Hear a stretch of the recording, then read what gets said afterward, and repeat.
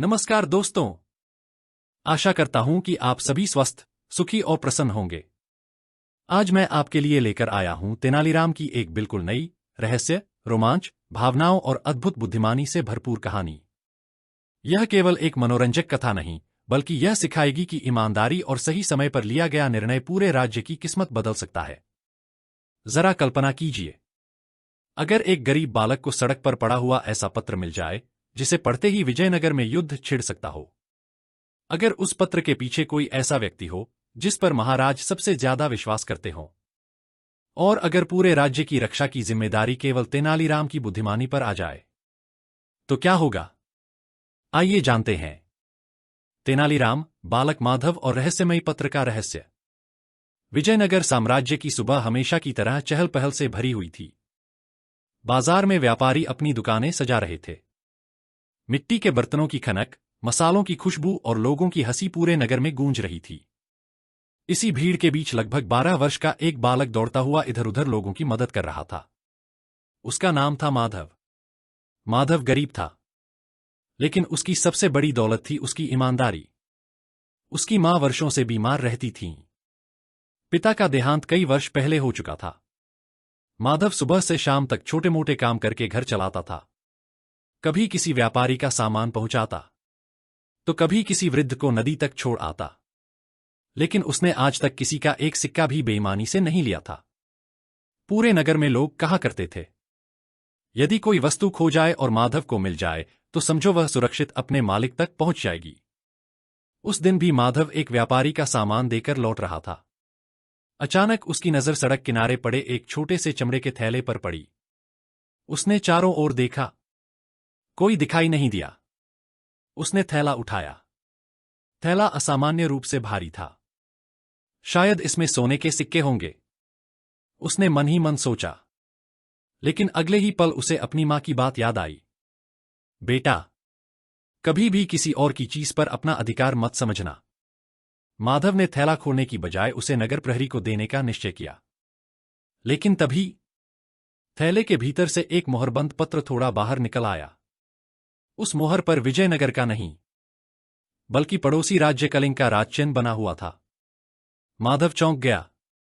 कलिंग का पत्र, विजयनगर की सड़क पर? उसे कुछ समझ नहीं आया। उसी समय 2 घुड़सवार तेजी से उसी रास्ते पर आए। वे सामान्य सैनिकों जैसे नहीं लग रहे थे। दोनों बार बार इधर उधर देख रहे थे। एक ने दूसरे से धीमी आवाज में कहा, थैला यहीं कहीं गिरा था। अगर वह पत्र किसी के हाथ लग गया तो हमारी सारी योजना खत्म हो जाएगी। माधव यह सुनते ही पास खड़ी बैलगाड़ी के पीछे छिप गया।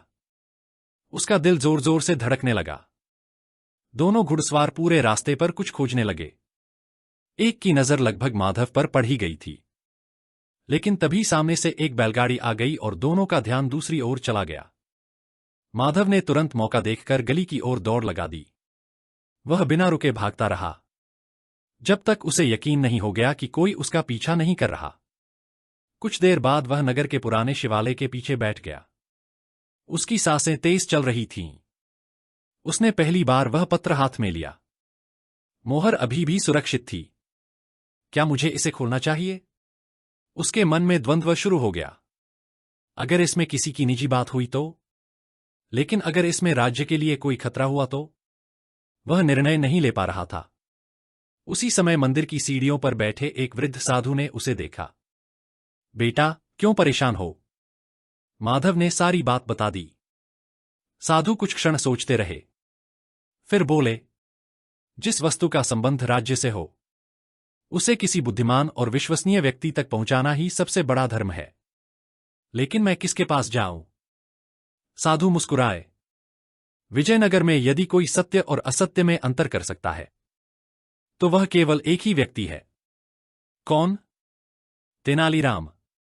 दोस्तों, अगर आपको लगता है कि माधव ने लालच छोड़कर सही फैसला किया तो कमेंट में जरूर लिखिए, ईमानदारी सबसे बड़ी दौलत है। और अगर कहानी पसंद आ रही है तो एक लाइक जरूर करें। अब आगे कहानी में ऐसा मोड़ आने वाला है जिसकी किसी ने कल्पना भी नहीं की होगी। माधव ने साधु को प्रणाम किया और तुरंत तेनालीराम के घर की ओर चल पड़ा।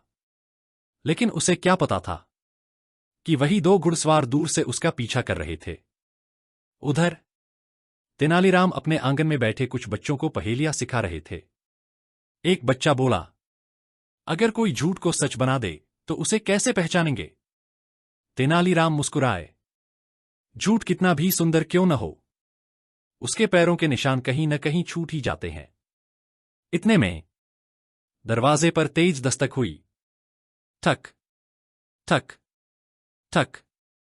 तेनालीराम ने दरवाजा खोला। सामने खड़ा था धूल से लथपथ, डरा हुआ 12 वर्ष का माधव। उसने कांपते हाथों से चमड़े का थैला आगे बढ़ाया। तेनालीराम जी, मुझे यह मिला है। तेनालीराम ने थैला हाथ में लिया। जैसे ही उनकी नजर कलिंग राज्य की राजमुद्रा पर पड़ी, उनके चेहरे की मुस्कान गायब हो गई। उन्होंने तुरंत दरवाजा बंद कर दिया। उसी क्षण घर के बाहर किसी के तेज कदमों की आवाज सुनाई दी। कोई व्यक्ति चुपचाप खिड़की के पास आकर खड़ा हो गया था और भीतर की हर बात सुनने की कोशिश कर रहा था। तेनालीराम ने बिना खिड़की की ओर देखे धीमे स्वर में कहा, माधव, लगता है तुम अकेले यहां तक नहीं आए हो। और अगले ही पल खिड़की के बाहर खड़ा साया अचानक भागने लगा। तेनालीराम बिना घबराए धीरे धीरे खिड़की की ओर बढ़े, लेकिन उन्होंने खिड़की नहीं खोली। उन्होंने जोर से कहा, माधव, चिंता मत करो, इस थैले में तो केवल पुराने कागज हैं। इसका राज्य से कोई संबंध नहीं है। माधव कुछ समझ नहीं पाया। वह चुप रहा। खिड़की के बाहर खड़ा व्यक्ति यह सुनते ही संतुष्ट होकर वहां से भाग गया। कुछ क्षण बाद तेनालीराम मुस्कुराए। अब वह लौटकर अपने मालिक को यही बताएगा कि पत्र बेकार है। माधव ने आश्चर्य से पूछा, आपको कैसे पता कि कोई बाहर खड़ा था? तेनालीराम बोले, जब तुम आए थे तब खिड़की से आती हवा अचानक रुक गई थी। इसका मतलब था कि कोई वहां खड़ा है। माधव की आंखें आश्चर्य से फैल गईं। उसे पहली बार समझ आया कि लोग तेनालीराम को इतना बुद्धिमान क्यों कहते हैं। तेनालीराम ने सावधानी से पत्र की मोहर देखी। उन्होंने मोमबत्ती की हल्की गर्मी से मोहर ढीली की ताकि वह टूटे नहीं। कुछ ही क्षणों में पत्र खुल गया।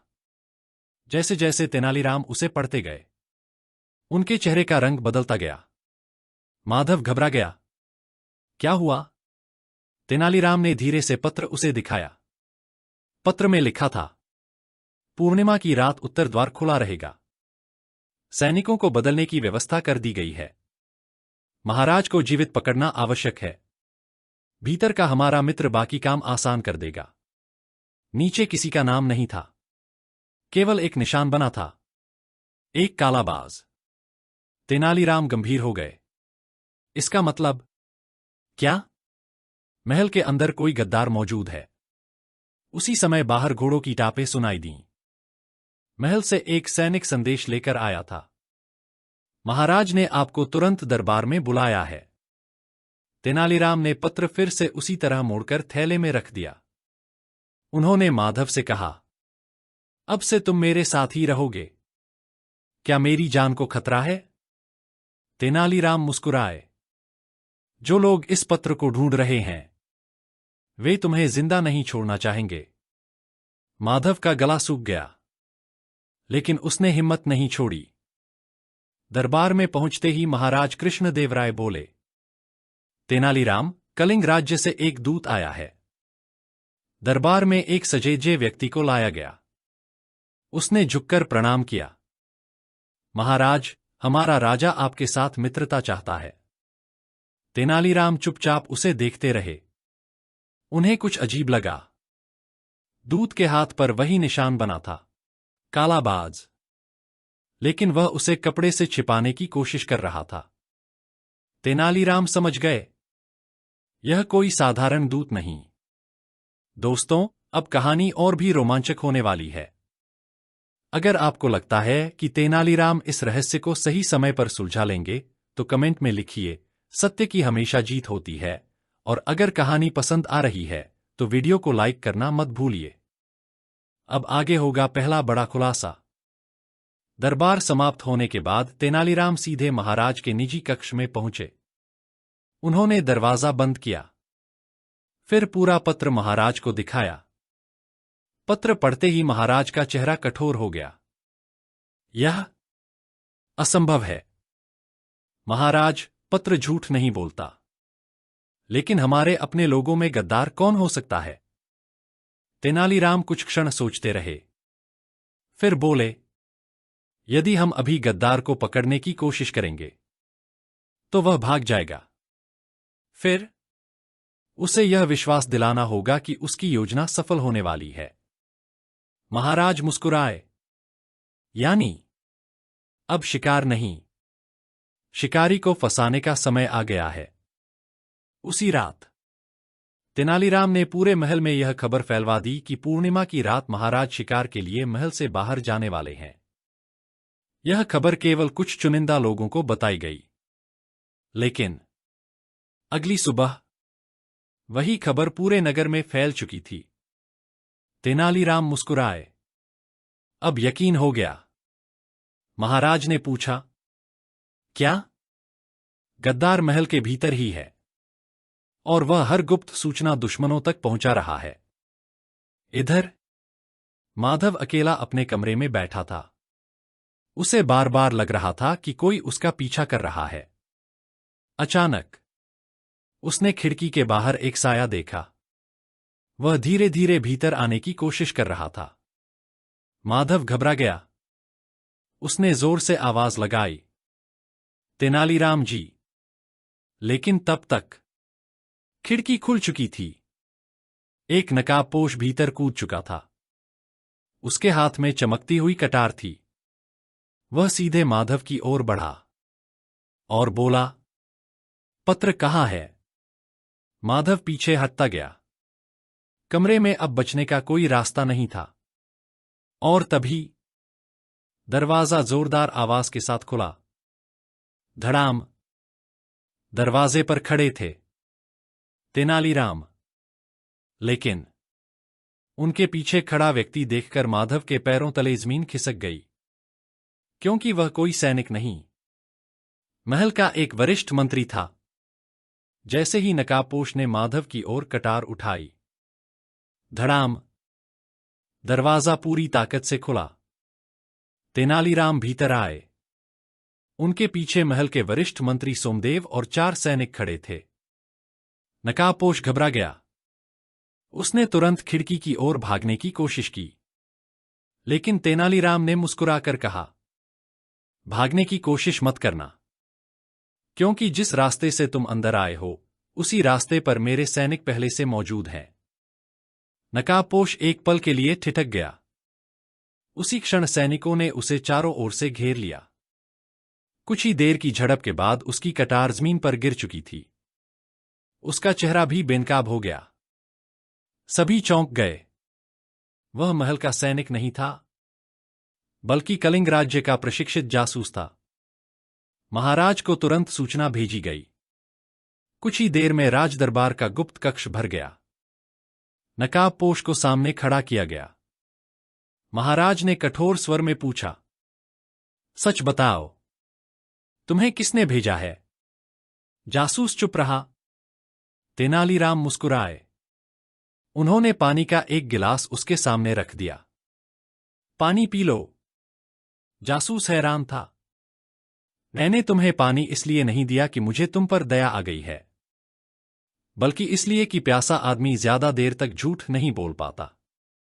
कुछ देर बाद जासूस बोला, अगर मैंने सच बताया तो मेरे परिवार को मार दिया जाएगा। तेनालीराम ने शांत स्वर में कहा, विजयनगर में जो शरण मांगता है उसकी रक्षा करना हमारा धर्म है। जासूस की आंखें भर आईं। उसने पहली बार सिर झुका दिया। उसने बताया, मुझे केवल एक आदेश मिला था, उस लड़के को मार दो और वह पत्र वापस ले आओ। आदेश किसने दिया?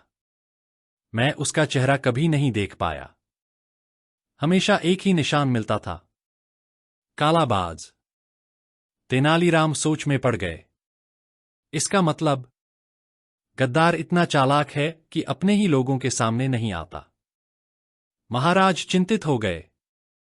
अब उसे कैसे पकड़ेंगे? तेनालीराम के चेहरे पर हल्की मुस्कान आ गई। वह स्वयं हमारे पास आएगा।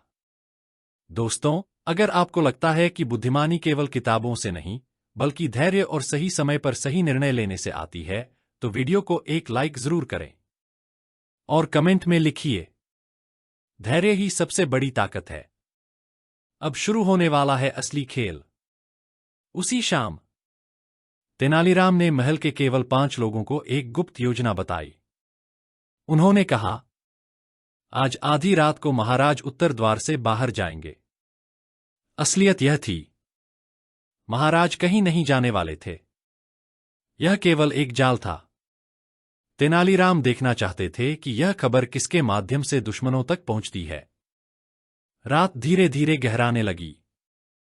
महल के चारों ओर अतिरिक्त सैनिक तैनात कर दिए गए, लेकिन उन्हें साधारण पहरेदारों की तरह खड़ा किया गया ताकि किसी को शक न हो। माधव भी तेनालीराम के साथ था। उसने धीरे से पूछा, अगर गद्दार नहीं आया तो? तेनालीराम मुस्कुराए। जिसे अपने षड्यंत्र पर भरोसा होता है, वह आखिरी चाल चलने जरूर आता है। आधी रात हुई। महल की घड़ी ने 12 बार घंटा बजाया। अचानक उत्तर द्वार के पास हल्की सी सीटी सुनाई दी। 1 नहीं, 2 नहीं, बल्कि 6 काले साए दीवार फांदकर भीतर घुस आए। वे सीधे उसी रास्ते की ओर बढ़े जहां से महाराज के निकलने की झूठी खबर फैलाई गई थी। तेनालीराम ने सैनिकों को हाथ के इशारे से शांत रहने को कहा। वे उन लोगों का पीछा करने लगे। कुछ दूर जाकर उन 6 लोगों में से एक व्यक्ति ने धीमी आवाज में कहा, हमारा आदमी अभी आता ही होगा। तेनालीराम की आंखों में चमक आ गई। यानी महल के भीतर का गद्दार अभी आने वाला था। कुछ ही क्षण बाद महल के अंधेरे गलियारे से एक व्यक्ति काले चोगे में आता दिखाई दिया। उसने अपना चेहरा कपड़े से ढका हुआ था। वह उन जासूसों के पास पहुंचा और धीमे स्वर में बोला, सब रास्ते साफ हैं। महाराज कुछ ही क्षणों में यहां होंगे। उसी पल तेनालीराम मुस्कुरा उठे। उन्होंने धीरे से कहा, यही है कालाबाज। लेकिन उन्होंने तुरंत उसे पकड़ने का आदेश नहीं दिया। वे चाहते थे कि वह व्यक्ति अपना चेहरा स्वयं दुनिया के सामने उजागर करे। उसी समय तेज हवा चली और उस व्यक्ति के चेहरे पर बंधा काला कपड़ा धीरे धीरे ढीला होने लगा। माधव की धड़कनें तेज हो गईं। तेनालीराम की नजरें उसी चेहरे पर टिक गईं, क्योंकि अगले ही पल पूरे विजयनगर का सबसे बड़ा विश्वास टूटने वाला था। तेज हवा चल रही थी। महल के उत्तर द्वार के पास अंधेरा गहरा चुका था। काले चोगे में खड़ा व्यक्ति जासूसों को संकेत देने ही वाला था कि अचानक हवा का एक तेज झोंका आया। उसके चेहरे पर बंधा कपड़ा ढीला होकर नीचे गिर गया। मशालों की रोशनी उसके चेहरे पर पड़ी और अगले ही पल महल के सैनिक आश्चर्य से चिल्ला उठे। राजकीय अभिलेखागार के प्रमुख शार्दूल। शार्दूल कोई साधारण अधिकारी नहीं था। वर्षों से वह महल के गुप्त दस्तावेज, युद्ध योजनाएं और राजकीय संदेशों की देखरेख करता था। उस पर महाराज स्वयं भरोसा करते थे। महाराज कृष्णदेवराय का चेहरा कठोर हो गया। शार्दूल, तुम? शार्दूल कुछ क्षण चुप रहा, फिर धीरे धीरे मुस्कुराने लगा। हाँ महाराज, मैं ही हूं। कालाबाज। सैनिक उसे पकड़ने आगे बढ़े, लेकिन शार्दूल ने हाथ उठाकर कहा, कोई पास मत आना। उसने अपनी कमर से एक छोटी सी सीटी निकाली। जैसे ही उसने सीटी बजाई, महल के बाहर छिपे कई जासूस अचानक हमला करने लगे। चारों ओर अफरातफरी मच गई। तलवारों की टकराहट पूरे वातावरण में गूंज उठी। लेकिन तेनालीराम के चेहरे पर जरा भी घबराहट नहीं थी। वे मुस्कुराते रहे। शार्दूल ने आश्चर्य से पूछा, तुम हंस क्यों रहे हो? तेनालीराम बोले, क्योंकि तुम वही कर रहे हो जिसकी मुझे उम्मीद थी। उन्होंने ताली बजाई। ठक। अगले ही पल महल की छतों, बुर्जों और दीवारों के पीछे छिपे सैकड़ों सैनिक बाहर आ गए। कुछ ही क्षणों में जासूस चारों ओर से घिर चुके थे। शार्दूल समझ गया, वह तेनालीराम के जाल में पूरी तरह फंस चुका है। उसने क्रोध में तलवार निकाल ली। तेनालीराम, आज या तो तुम बचोगे या मैं। वह पूरी ताकत से तेनालीराम की ओर दौड़ा, लेकिन तेनालीराम वहीं खड़े रहे। जैसे ही शार्दूल उनके पास पहुंचा, तेनालीराम एक कदम बाएं हटे। शार्दूल का संतुलन बिगड़ गया। वह सीधे उसी जाल में जा गिरा जिसे उसने वर्षों पहले महल की सुरक्षा के लिए बनवाया था और बाद में स्वयं भूल गया था। सैनिकों ने तुरंत उसे बंदी बना लिया।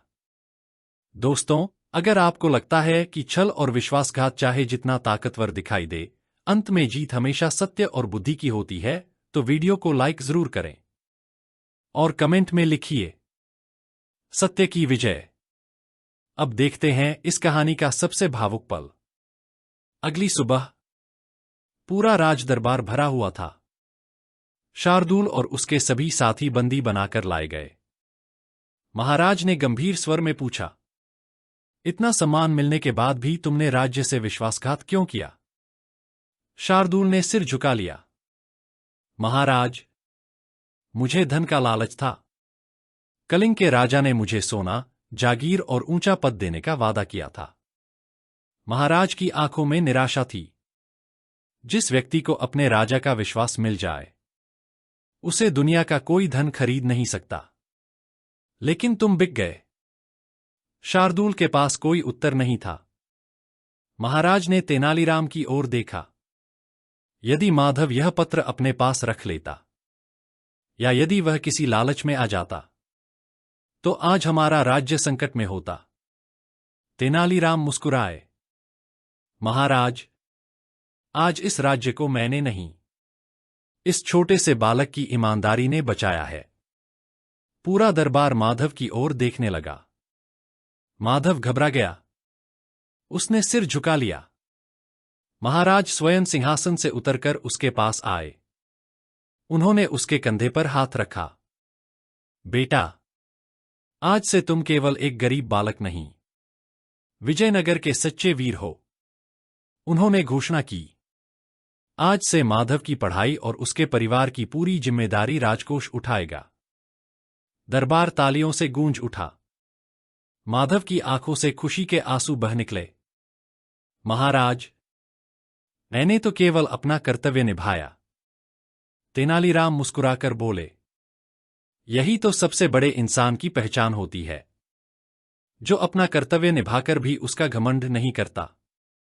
कुछ दिनों बाद महल की सुरक्षा व्यवस्था पूरी तरह बदल दी गई। गुप्त संदेशों के लिए नए नियम बनाए गए। सीमाओं की निगरानी और भी मजबूत कर दी गई, और उस रहस्यमयी पत्र को राजकीय संग्रहालय में सुरक्षित रख दिया गया, ताकि आने वाली पीढ़ियां याद रखें।